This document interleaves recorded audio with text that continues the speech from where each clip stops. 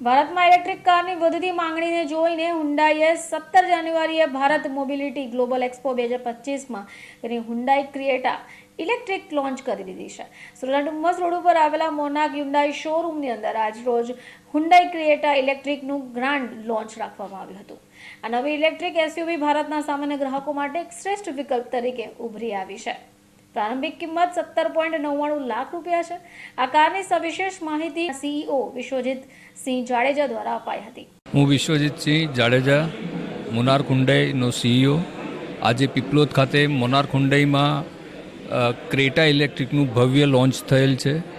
Creta electric ક્રેટાની અંદર first time હુન્ડાઈએ electric launch કરી, જેને એ લોકો કહે છે કે અનડિસ્પ્યુટેડ અલ્ટિમેટ ઇલેક્ટ્રિક. આની સ્ટાર્ટિંગ પ્રાઇસ છે 17,99,000. આમાં 2 બેટરી પેક આવે છે. 42 કિલોવોટનો બેટરી પેક જેની રેન્જ છે 390 કિલોમીટર અને એક 51.4 kVhની બેટરી પેક જેની રેન્જ છે 473 કિલોમીટર.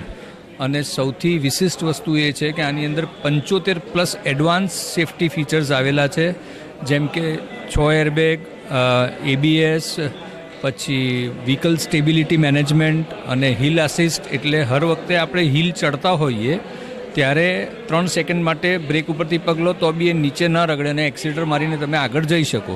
આ લગભગ બધી જ ગાડીમાં હોય છે. પણ હિલ ડી આસિસ્ટ એટલે હિલ ડી રેલ, એટલે તમે જ્યારે ઉતરતા હો ત્યારે બી એ એકદમ ધીરે ધીરે ઉતરે.